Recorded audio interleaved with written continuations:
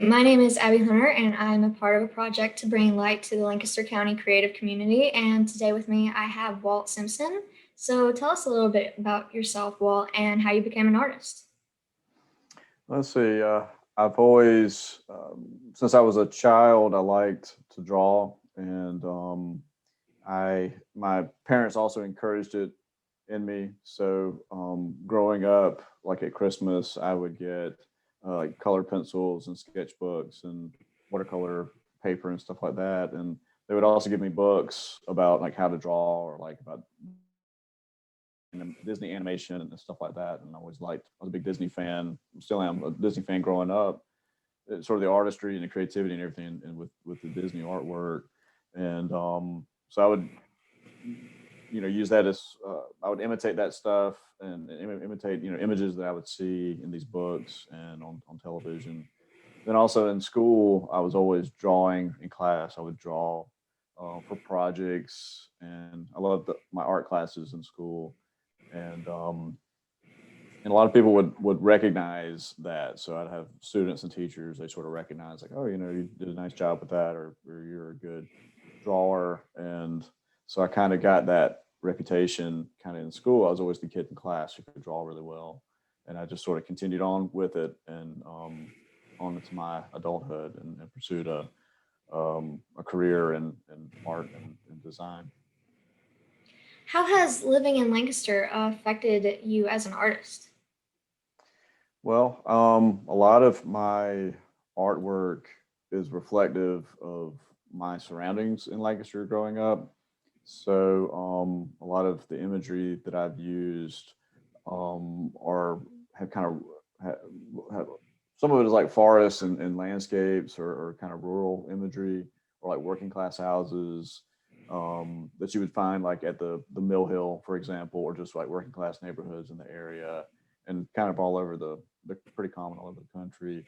And and also, the people that I met in Lancaster have influenced me a lot. Like Frank Gardner and Bob Doster.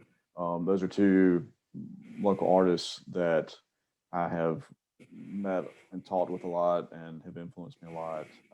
Just in not just in their own work, but also in the work they've exposed me to.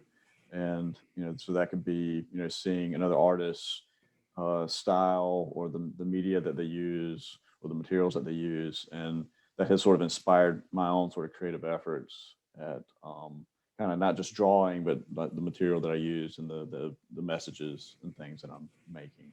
All that has played into the influence of my artwork. And how would you say, since the pandemic began, that COVID-19 has affected your life and your work as an artist? Well, it COVID has there've been fewer opportunities as far as like gallery opportunities to show work. There are gallery openings, but a lot of it has been virtual or online. Um, but on the bright side, it's actually given me a little bit more freedom of time to pursue my own work, and because I am working from home, I don't have to drive as much, and everything's more virtual and online. So it actually kind of frees up my time to pursue some creative interests.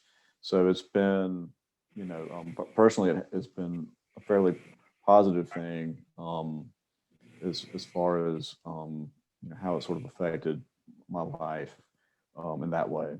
So And my last question for you is, what does being creative mean to you? so creative to me, being creative, I've worked as a graphic designer for a long time, as well as a fine artist, and always use this analogy of like thinking inside. People always say like think outside the box, but I always say you have to think inside the box and be creative in how you execute it. So a lot of times, in design, you're giving like a problem that you have to be creative and invent a solution for. And a lot of times the problem has certain parameters, so you're not just wide open in what you can do. You have to sort of think within those parameters and be creative. And so they're sort of like obstacles or things that you have to kind of work around or work through. And art's very similar in that, you have to think about, the materials and what you're saying and maybe how it resonates with an audience.